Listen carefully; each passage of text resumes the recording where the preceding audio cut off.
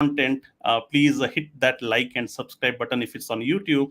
And if you are listening on Spotify, please do follow and leave reviews there. The more number of people leave reviews, the wider is the audience of our content, and it helps us to reach more and more people. We have had some phenomenal guests in the past, and we have some phenomenal guests in the days to come, including the phenomenal guest today, Michael Beckerman, who is the co-founder and CEO who's the CEO of CRETECH and CRETECH Climate. It's the largest international community of professionals devoted to technology innovation in the real estate sector. Their mission is to help the industry embrace, adopt, and future-proof their businesses. So this is the template description I got from their website, but we have Michael who is going to break it down for us to let us know and let us know what impact, what is the vision and mission of CRETECH is and CRETECH Climate is. And Michael is also he was known as the god of commercial real estate marketing and PR. So he changed roles and he's now leading CRETECH. With that, he's also very humble, because I watched some of his interviews. He just cringes whenever somebody calls him the god. But he's an amazing human being, is what I have encountered, and you'll get to know in these conversations as well. And the proof of that is I'm still a nobody, and I just asked him randomly, would he want to be on my guest? He is an absolutely busy man with conferences all over the world, but he still took time out to come over to my podcast. I'm very, very grateful to that. So with that, let's welcome Michael. Michael, welcome to PropTech Buzz. How are you doing today? Very good, Ravi. Thank you so much for the kind, over-the-top feedback, comments, description. I'm very appreciative of your support of the entire ecosystem, and delighted to be on the podcast with you. Thank you, Michael. And it's not just my opinion. I've spoken to so many people, and they have all talked glowingly about you. Was my wife and kids? Did you include them? Because if they say that, then I'm doing all right. That's I will send you the clipping. You can share it to your family. I'm sure they are proud already. Excellent. So before we get into the meatier stuff on what CRETECH is, what CRETECH Climate is, and I'm very, very curious to know about your career trajectory and how did that transition into building Future PropTech, which got acquired by CRETECH. Maybe briefly about your career trajectory would be an interesting setup for our conversation. Yeah, thanks, Ravi. I don't know that my career is one that people should emulate or be inspired by. It's just been my journey in my life. I mean, everybody's got their own journey. Mine's unique to me.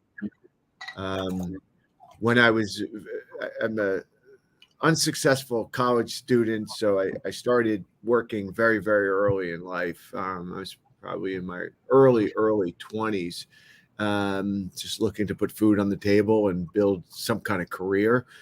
I really didn't have any grand plan. I've always in my career just sort of followed my gut and gravitated towards things that I don't know that will inspire me, teach me, kick my ass at the same time, but that will have an impact. So in the first phase of my career, I was always very interested in media and content. So I stumbled upon the real estate industry and built a career in the PR marketing space in my 20s and my 30s, and a good part of my 40s.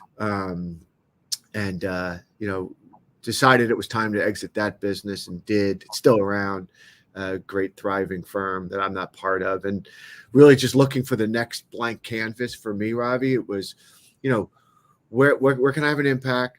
What don't I know? What's going to be really challenging, and what could help maybe the greater good of a community, of an industry. So around 2016, 17, recognizing that the world's largest asset class, commercial real estate specifically, had really no tech ecosystem. I knew real estate. I don't really know anything about tech, but I knew that it was only a matter of time till this would be something big. The real estate industry, as I said, is the biggest industry on earth measured by global GDP invests the least in R&D and technology. So it's typically under, I think, about 1% in real estate investing in tech, and most other industries are 5 to 10%. So there's a lot of reasons why, which we can unpack. But I said, why not me? So I started organizing conferences at CRETECH around 2017, and we've been doing that in mostly New York and London, and last couple of years really focused on the climate tech component of the built environment. So we've been really trying to aggressively build out that ecosystem as well at the same time that we've been focusing on the tech side of real estate. So that's what I've been up to and what my focus is on today. Excellent. So today, so it has grown over the years. When did you? When was CRETECH? I always mispronounce it. When was CRETECH born? How many years has it been since its inception? So the origin story was it was started in probably 2011 and 2012 as a more of a sort of a networking group. It was started by his good friend now and a partner, Pierce Ninekin, who was a professional at CBRE in San Francisco, and just also saw the need to start to pull together, mostly on the startup side, a network, a community, smaller types of meetups. And then Pierce went on to be head of real estate at Airbnb. So I acquired it in 2016, 2017. It really wasn't much more than, again, a couple of meetups. But we saw, myself and my partner, Lindsay Imperator, we saw something that could be much bigger. And that's when we started to really scale it around that time. So our first conferences, we get a couple hundred people. And fast forward today, the New York show gets between, about 3,000 people. And the London show, which is new for us, which we entered London just a couple of years ago, we've done 3 shows, gets about 1,500 people. And what I'm most proud of, Ravi, is that it's really a real estate conference where the theme is innovation and technology. But first and foremost, it's a real estate conference. And so we attract C-suite CEOs of the largest real estate companies in the world to speak, and they attend, as well as their chief technology and investment and operating marketing, but professionals. But it's really about the real estate industry coming to discover technology and innovation. Got it. So today, so I'm just curious, you call it CRETECH. Is it commercial real estate? Is residential not at all under your purview?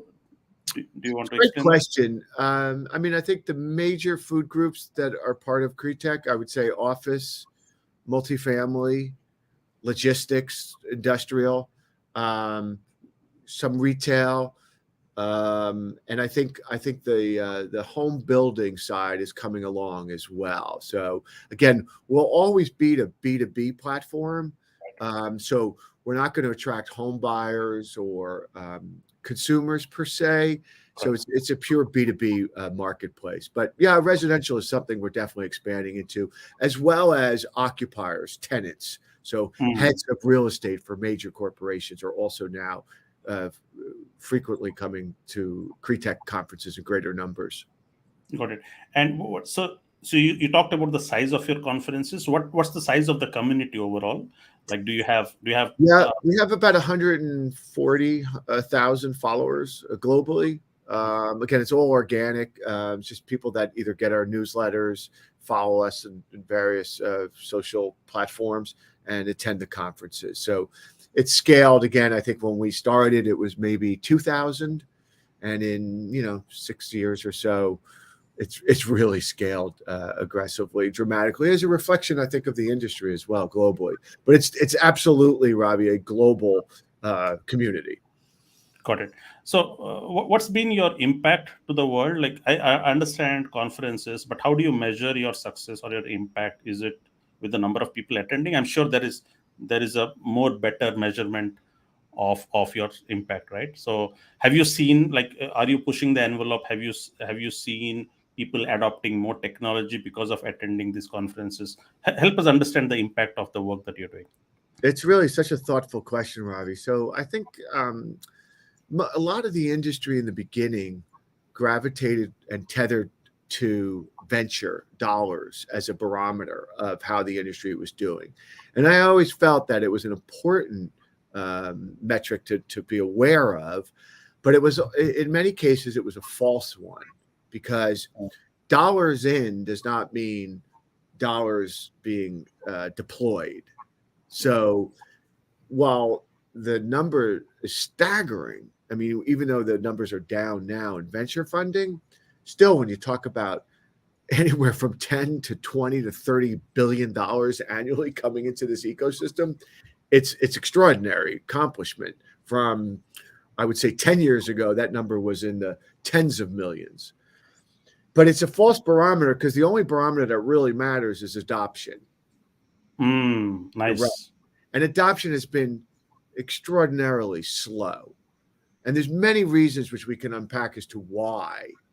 Why the real estate industry, as I said, it's always underinvested in technology and R&D. So what does that tell you? That there's not a significant infrastructure in the ecosystem. So a lot of real estate companies, they might have IT, but they don't really have innovation or technology in the C-suite. A lot of the big ones do now. So you don't have a lot of resources. Also, the nature of, there's 10,000 startups competing for very small market share, and they're still very siloed, and they don't integrate. That presents a real problem for adoption, because, again, it's very hard for a real estate company that doesn't have that infrastructure, doesn't have the track record, to now be adopting all these siloed single point solutions. The other thing is that a lot of the solutions that were created have been, they're very cool, interesting ideas. I'm rooting for everybody. It's just my Buddhist nature, but a lot of them were nice to haves, not must haves. So that's another reason why adoption has been slow. So how do I measure it? I'm always looking at adoption. I'm looking at, we do a lot of surveys. There's a lot of other great surveys that have been done by other great institutions like ULI and others about adoption. And the other thing I just look at is, like, my KPIs are how many real estate companies attended my conferences, how many are there, because those are the buyers, Robbie, obviously. So, and we're setting records at CRETECH for the number of real estate companies that are attending. That does not ensure adoption, but it's a very, very healthy sign that we are making progress. And I think in a marketplace like this, where there is stress, there's dislocation, these are the times where adoption is going to scale on tech. So I have no doubt that we're entering a period of, while funding may be down, adoption's trending upwards. Got it. And do you see this pattern of adoption across the board, across all geographies? Like you said, you are in New York and London. Is this across the board, or there are certain regions which are much more inclined to adopt technologies that are helpful? Yeah, another really thoughtful question. I mean, for sure, in Europe, I would tell you that Europe's leading the world, the built world, in investing in sustainability and climate tech solutions, way out in front of the rest of the world, where the U.S. Is a laggard, and other parts of the world are a laggard. I think the U.S. leads in other categories, whether it's data or tenant experience, building access, other hot categories right now, AI, ML, things like that. So yeah, there are definitely parts of the industry that are doing, are scaling differently than other parts of the world. One of the things that we're starting to see now, Ravi, is it's definitely becoming more of a global marketplace. So at my London show, you're seeing a lot of startups from around the world, APAC, Latin America, throughout Europe, and definitely North America, coming to the London show, and vice versa. And we're seeing the tech companies now expanding globally. So a tech company that got its start in New York now has put a beachhead in London or other parts of the world and expanding. So we're for sure entering a period of consolidation. The startups are going to continue to scale, probably a lot of M&A, and they're going to have a global footprint, which again benefits the end user, the customers, because that's what they're looking for as well. They might not be global, but they're looking for more substantial, more integrated solutions to adopt. Got it. Just curious, because you are at the center of the of action. You hold these big conferences where all the decision makers come in. What so do they all wait for conferences? What is the nature of a conference which makes them change? Does that conferences brings a concentrated power to influence them and make these decisions? Why should they not be anyways making these decisions and not wait for these conferences? Because there is also a virtual world where they would be able to match make and see where the technologies are. What does a conference bring, which otherwise is missing in the world? Great. Well, yeah, I mean, for sure, if we're waiting for my conferences to really drive adoption, that's not a good sign. Exactly. So, no, I think every day there's the industry, the ecosystem is connecting and integrating, and great things are happening, irrespective of what CRETECH does. I'm not so arrogant to think that they're waiting for us. I think what we do at a very high level is provide inspiration. Got it. So, our content is very much about getting the largest real estate companies in the world, their CEOs on stage, Got it. discussing not so much specific tech solutions, but how they are reimagining real estate, how they are decarbonizing real estate at a very macro level. So we're hoping that there's a lot of inspiration on the content. Got it. 2 days worth of just extraordinary content, more of the sort of TED Talk kind of format. There's also a trade show. So there is an opportunity for a lot of people to come and test and kick the tires, if you will, and meet with a lot of the technology providers in person, right? And I think the third thing that we do very effectively at CRETECH is we have a meetup zone, and we track all of this, Ravi. So there are 10,000 meetings that have taken place over the last 2 days. So whether it's people looking for jobs, people raising money, people showcasing their technology, the meetup part is really, really intense and successful. So I think what we try and do is more sort of a state of the marketplace at the shows. Like, let's take a breather, let's step back, let's really kind of at a very high level talk about progress and where we are, where we're going, and then at a micro level, let's transact. And that's what we're trying to do. That's the vision of the shows. Excellent. I'd also like to know from you, what are the buying behavior of the buyers? Okay, so there are the buyers and the sellers, right? So do the buyers do they have dedicated budget every year to allocate on disruptive technologies, or do not have a budget? Is it random? Is it ad hoc? Or is there a sustained focus that a certain a percentage of their annual revenues need to go on upgrading the technology prowess and stuff like that? Could you shed some light on their buying behavior? Investing would be the right word. Yeah.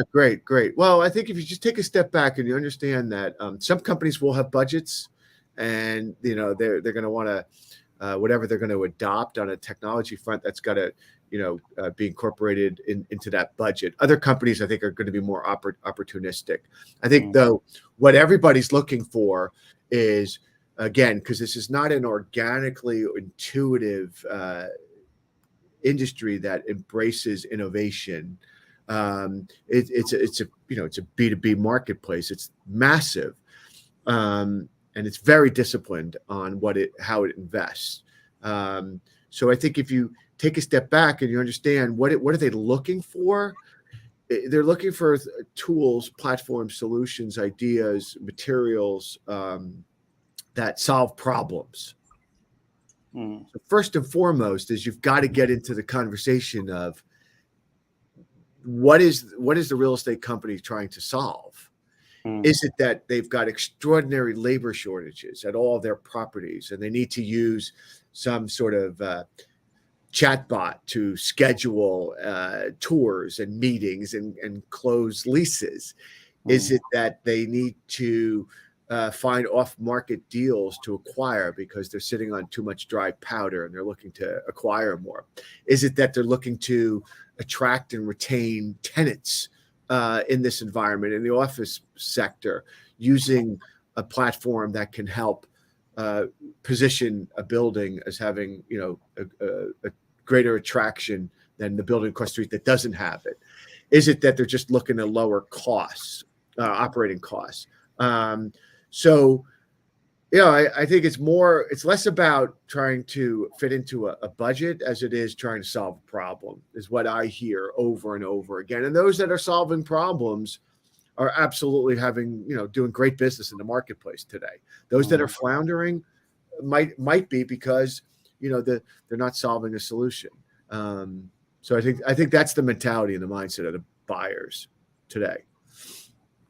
Got it. You also mentioned about startups who are offering point solutions versus integrated whole, and then there are these big real estate companies who are least interested about point solutions. Could you shed some light on that distinction, please? What's the challenge So there? yeah, you know, again, if you just step into the mindset of the real estate owner, operator, investor, property manager, construction company, whatever kind of part of the business that they're in, brokerage. Um, again, going back to Robbie, the point of, you know, there's not a lot of infrastructure, there's not a lot of resources, not a lot of budget. But you know, technology is seen as a huge risk within real estate. It is. It's just the way it is. It's a fact. Buying a piece of land where nothing exists and hoping to attract people to live there, to rent there, to office there, to shop there, that's extraordinary risk. That type of real estate risk, the industry is very comfortable with. That's where they make their money. Technology risk is a big unknown. So if you fail, that's incredibly disruptive to a real estate company. So if you've got a siloed solution and you've got a startup that is maybe underfunded, doesn't have great runway, doesn't have a lot of, you know, people power, well, that's risk.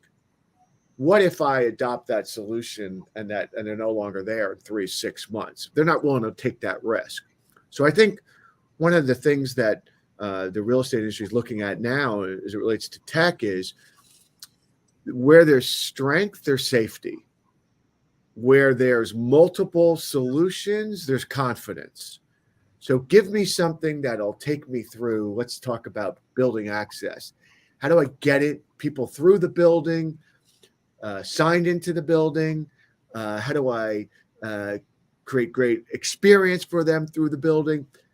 That needs to be integrated, and it is integrated.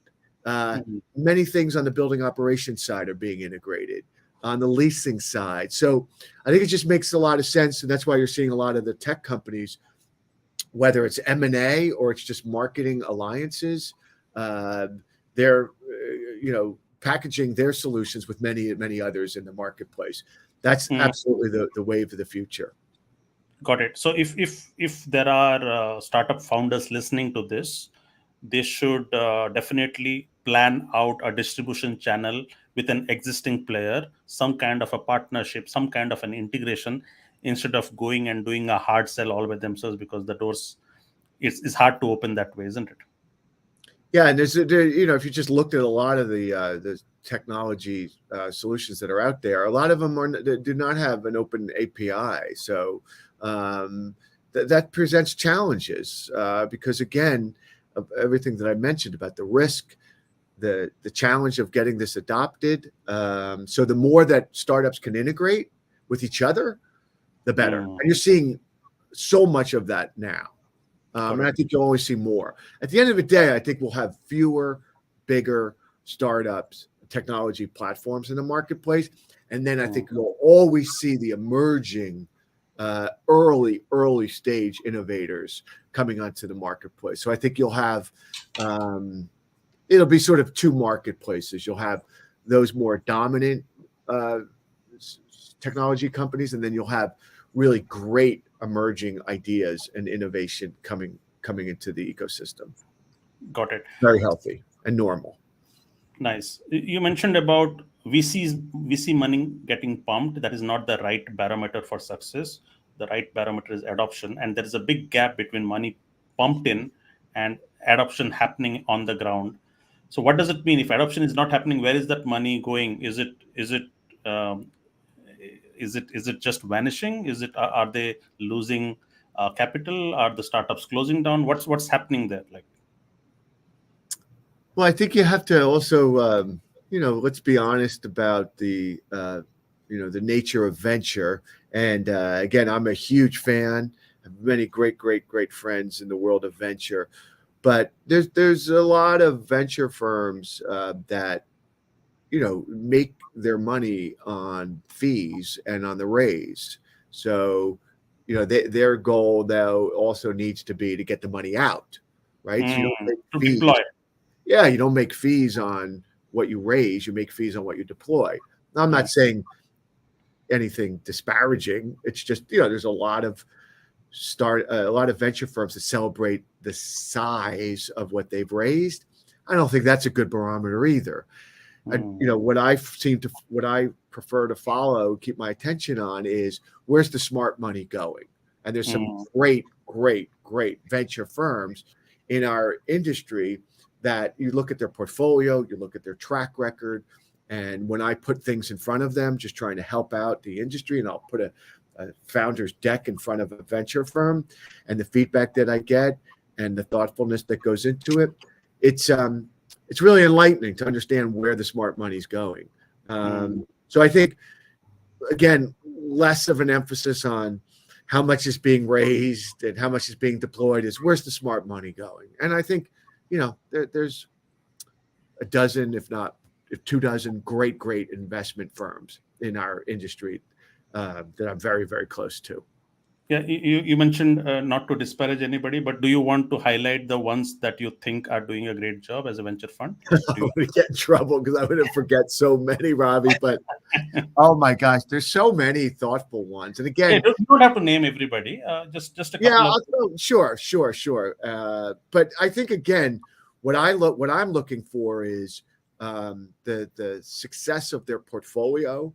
How do you measure that? Well, you could clearly just measure that on exits. What kind of exits have they have? Remember, venture typically in an industry like ours, that's a 10-year horizon. And Mm, whether it's 80 or 90%, a lot of the investments fail. That's just the nature of venture as a whole. In this industry, though, I think there are some firms that have demonstrated extraordinary performance, whether it's Third Sphere on climate, Camber Creek, Navitas, Building Ventures in Europe, AO PropTech, Pi Labs, Concrete, JLL Spark, CBRE is a great investor. My gosh, Modern Ventures is a great one. Alpaca is a great one. Second Century Ventures is another great one. I'm going to get in trouble because I'm going to forget a bunch, but just again, go to their websites, look at their portfolio, and these mm, are some great companies that are in there that have either exited or are scaling and leading the way. Not to say that there's not pain in there too, but exactly. those are the ones that I'm particularly fond of, that I work most closely with. Just trying to understand because they cannot have a secret sauce where they succeed in every startup that they've invested in. It's a portfolio, and then there are a few who are going to give an extraordinary results, and then there'll be a few who are going to fail, right? So for you, a good venture is the one that has a few success stories every year of exits, right? Is that how it is? Yeah, Robbie, and also I think a great focus. Like you take a company like a firm like RET Ventures that John Helm runs and his wonderful team. Um, their niche is rent tech. In that category, Mm. They're incredible investors with great portfolio. And they understand rent tech as well as anybody. You take a firm like Building Ventures or Third Sphere, very, very comfortable on the hardware side of the business, doing Mm. great investments there. Or Camber Creek, which has made some incredibly smart bets, and Navitas is another one. If you just, again, they have focus. Their due diligence is really exhausting in a good way, Mm. which tells you that they're really being incredibly thoughtful. And then the other thing I look at is their LP network. So who are Mm. their investors Got it. is very, very important as well. Right. Just a basic question that when you say a VC has a sectoral focus, what does that focus help in making their founders succeed by backing them up with resources and support network and stuff like that? Is that how is that why a sectoral focus is important? Yeah, that's right, Robbie. I think, again, knowing that adoption is so hard to come by, so you really want to take a look at who their LP network is. But it's not, this is, again, you got to, if you're a startup, what you really want to be careful about is understanding which venture firms are just throwing logos against the wall and which ones really have team members whose job it is to help the startups get adoption within their LP network. And so that's really, really important to look for. So it's not just who their LPs are, but what do they do specifically to help drive adoption on behalf of their portfolio companies. And the ones that I mentioned do a phenomenal job in that regard. Excellent. Thank you. In one of your interviews, you mentioned we are in the second innings of PropTech adoption. What did you mean by second innings of PropTech adoption?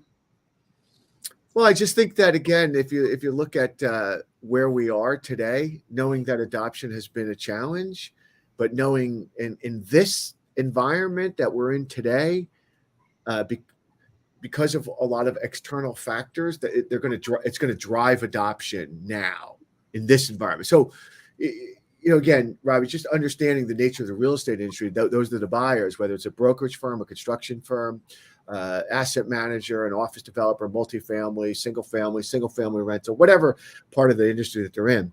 If things are working well, you're not going to go in and disrupt the way that your operation functions. You're not going to disrupt the way your buildings are built. But today they're not working well.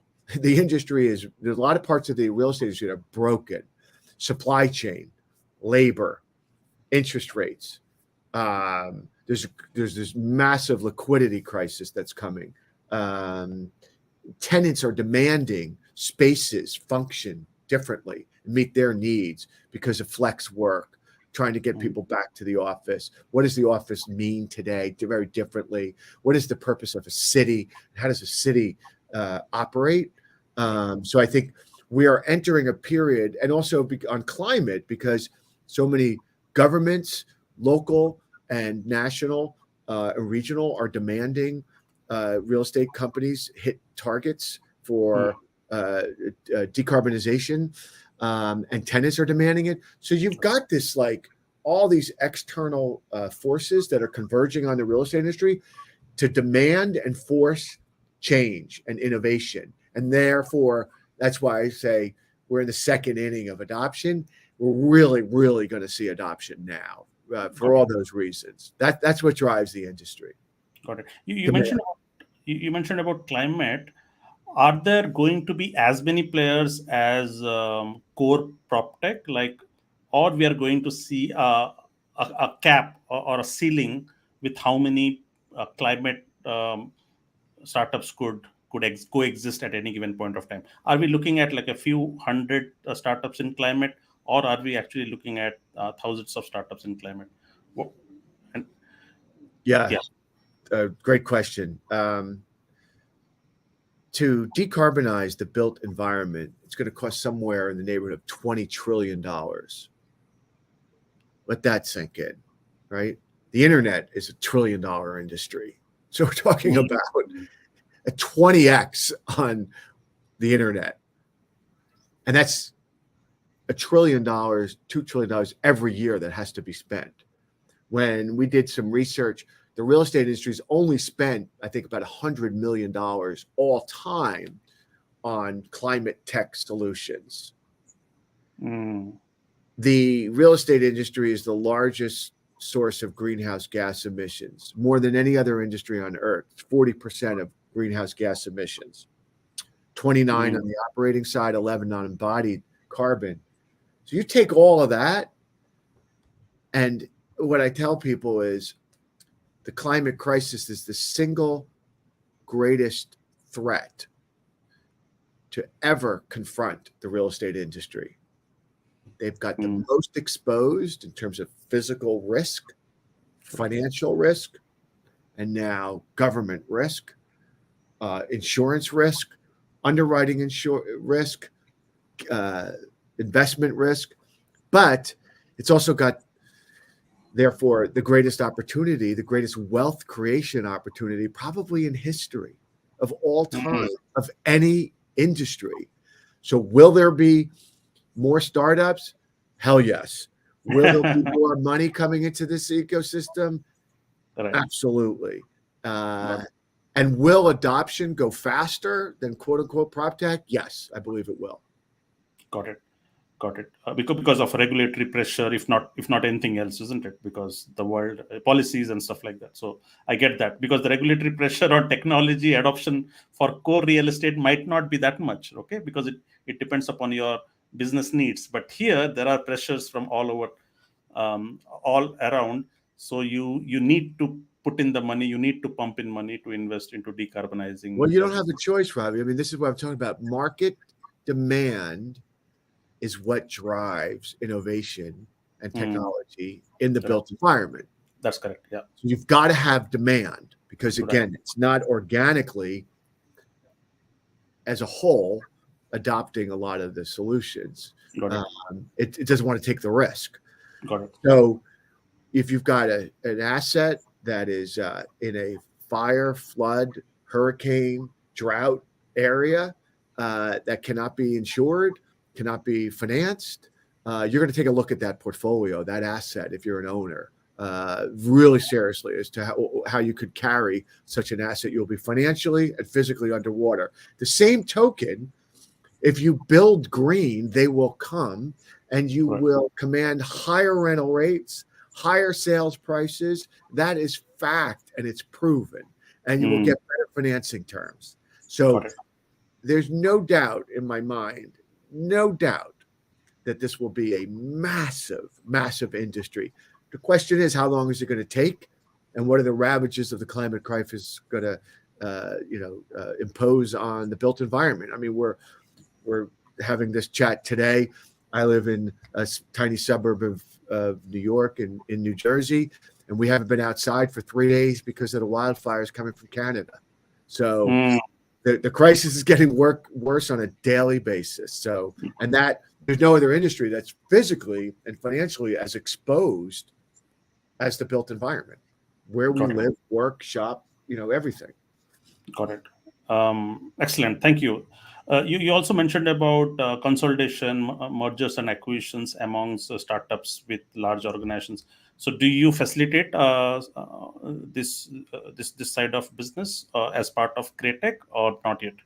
Not yet, Ravi. What I always try and be is just just leaning on my Buddhist nature every day and just try and be helpful. So there are plenty of great M&A specialists out there, from big banks and financial institutions, great law firms like Goodwin and many others, and Ben Lerner on the M&A side. There are specialists that do this. So no, we just try and be supportive of the ecosystem. That's what we want to be. We want CRETECH to always be, hopefully, considered a beloved brand that's got the collective at its heart and soul, and the mission of everybody's boat rises in a rising tide. So that's sort of the way I approach M&A or any other referrals that I could. It's also the way we approach fundraising as well. Just if I can be helpful, I want to be it. So other than the conferences, what are the services do you offer? I'm sure you offer some services, no? Yeah, thanks, Rob. Yeah, I mean, we've got a great digital component to CRETECH. So we do a ton of great smart webinars, digital content. We've got a streaming platform of our own where all of our digital content that from webinars and our conferences streams to very much like a Netflix or what have you. So we've got that. That's 24/7, 365. We've got a consulting group, and what we're working on, the work that we do on consulting is more either advising startups on go-to-market growth strategies or helping real estate companies understand a particular part of the industry. So we'll help real estate companies say they'll come to us and they'll say, "Can you map out for us? Give us some high-level insights on this particular category within real estate. Give us some insights to who the startups are. Give us some profiles and things like that." Mm. So we'll do some of that as well, which is work that I enjoy. Excellent. Since and I know you cringe on this, but you cannot get rid of it. You were called the god of marketing and PR for all the startups out there who are trying to find a place in this big world of prop tech. Okay, and it's overwhelming, right? What advice would you give them to market themselves and position themselves uniquely and succeed? Yeah, I get asked that a lot, a lot, Ravi. So happy to share what I typically will say. The first thing I say is that I think a lot of the mistakes that I see in the world of PR, particularly in media relations, is that there's this concept or this thought that all PR is good PR, and I absolutely take offense to that and challenge that. There just because you can get on a podcast, just because you can get on broadcast, just because you can get quoted in an article, doesn't mean you should. So what I say is you have to be really thoughtful about what you're saying and your messages to start. What is the value proposition? And give that to me in 7 words. Tell me what your solution does that benefits your customers. Number one. So when you have that value prop, then what do you do to communicate that on an ongoing basis? On every day, you got to be doing something on social, in media, in content that supports that value prop, if you will. So whether it's research, whether it's testimonials, whether it's high level actionable insights, support your value proposition as often as you can, but stay true to that sort of theme. People don't want to know how the sausage is made. They just want to know how good it tastes. They don't want to know how you built what you built. You don't want to get too much into the weeds. They just want to know what's the benefit, what's the end result. I think you've got 3 to 5 seconds to make that impression. So what are you going to do with that time that you have? If you're going to get into self-serving, you're going to lose people. If you're going to get into this is how one of your peers is using the solution and this is the benefit to them, that's going to work every single day of the year. So you want to leverage your case studies and your wins as much as you can. You want to showcase your customers and your clients, not your own internal mishigash, your own internal operations and machinations. Again, nobody wants to see how the sausage is made. They just want to know that it's popular and people love it. That's kind of the advice that I give.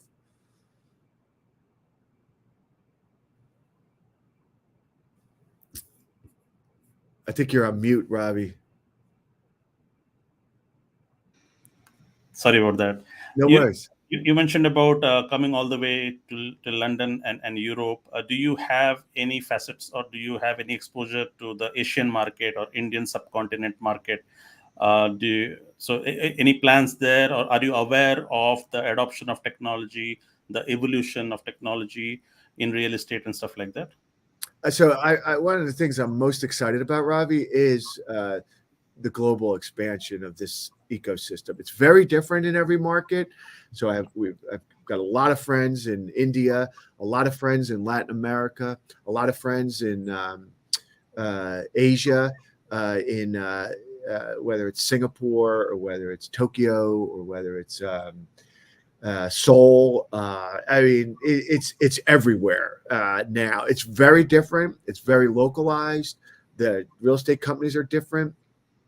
So you in Latin America, it might be much more residential focused for now. In other parts of the world, it might be more office focused. One of the things that is consistent, though, is that the problems are the same. So while the regions are different, the startups might be different, the type of real estate company might be a little bit different. The problems are the same. The construction problems are the same. The lack of efficiency on acquisitions, dispositions, the lack of operating efficiency, et cetera, et cetera, et cetera. Those are all the same challenges. The archaic nature of a lot of way that buildings are, in terms of building access. My good friend Leo Dess, who's the access control guru, you got to have him on the podcast. He'll tell you the problems are the same everywhere. Antiquated, outdated infrastructure, et cetera, et cetera, et cetera. But very sort of localized, but consistent problems and challenges. So Michael, so real estate has two pieces. While the real estate is local by its nature, the technology piece can be global, right? So the reason I ask you is, do you imagine a startup emerging, say, from India, think that they could go global and implement and deploy across the globe if they are actually solving a real key problem? Have you seen such examples that have gone global? What are your thoughts around it? Yes, absolutely. It doesn't matter if it's in India or South Africa or Brazil or Seoul. It doesn't matter. If it's a good solution, it'll get traction anywhere, with the caveat that it's got to be scalable.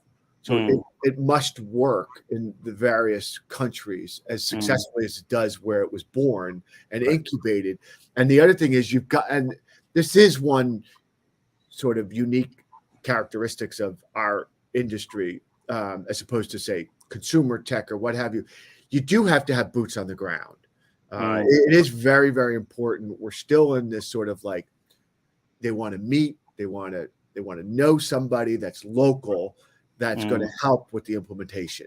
That's very, very important. So, yeah, I mean, for sure, I'm aware of some extraordinary startups from India and other parts of the world that are doing great, that should be here in the US or they should be in Europe. They just got to understand you're going to have to invest in having a local operation to scale it. It's because, again, for all those reasons, Ravi, the onboarding process is very much touch and feel still. Got it. Yeah, I get that. Thank you. Last two questions here. You have had massive success with growing CRETECH. What have been your biggest lessons in the journey on building this community? What have you learned along the way? Wow. Do we have another hour? I mean, I am somebody that embraces the struggle, embraces the challenges, embraces the failures. I think, we should be teaching more in academia and young kids that failure is a good thing, right? So the lessons that I've learned are they're every day. I'm personally making a lot of mistakes and trying to just learn from them and absorb, what's the message here? What's the lesson here? I think, one of the lessons that I've learned in scaling this is, I don't know if it's lessons, Ravi, as much as it's been sort of best practices. You talk to everybody you can, help everybody you can, connect to everybody, make yourself available. One of the things that I just tell you, the things that turn me off is that people that are not accessible. Everybody's accessible, should be in this day and age. You got to prioritize. I'm a pain in the ass to get on the calendar. It might take a couple of weeks. It might take a month. Yeah, you are an example for that. I took a chance. I never believed that you'd block your calendar to come here. So that's a great demonstration of what you preach. So thank you for Well, that. it's how you learn too. I mean, I'm learning from you, Mm, probably more than you're learning from me. So I connect with everybody I possibly can. I try and, mm. except for this podcast, I try and listen more than I talk, and just be a sponge. So I think it's really just trying to understand what everybody's perspectives are, wherever they're coming from, the ecosystem, and try and be helpful as best you can. Um, Lessons that I've learned. Um, I think the big one for me is less is more, uh, fewer conferences. We're at that point now. We're in the beginning, Robbie. We would hold 10 to 12 a year. Now it's Mm, really understanding that the market now, once I've laid that foundation, is now about scaling. mm. I don't know if that was a lesson or was a particular strategy. I mean, again, the mistakes that I've made. I mean, I could write books and books and books on them, Got it. but Also, it takes a special person to be able to carry this on their shoulders, right? Because you come across as somebody who's a great people person, who's a people connector.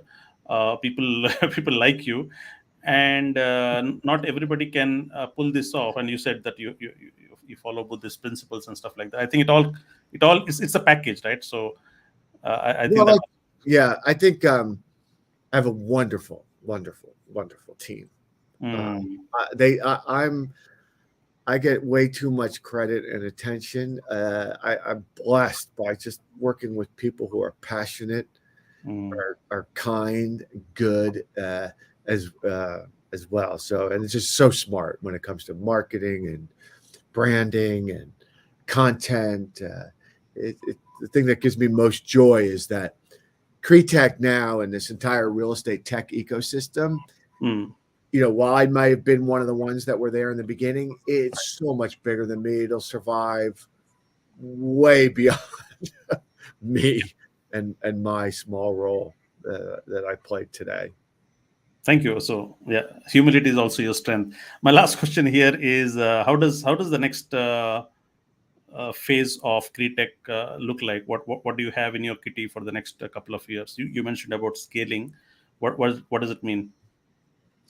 I think, well, a couple things. One, just to continue to scale globally, attract more and more and more different types of startups and real estate companies and investors from around the world to converge on New York and London, because those are going to be my primary beachheads, New York and London.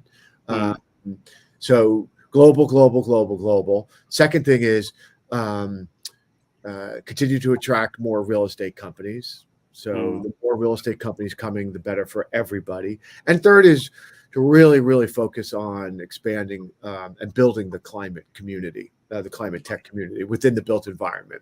So I think those are the three things that I focus on every single day.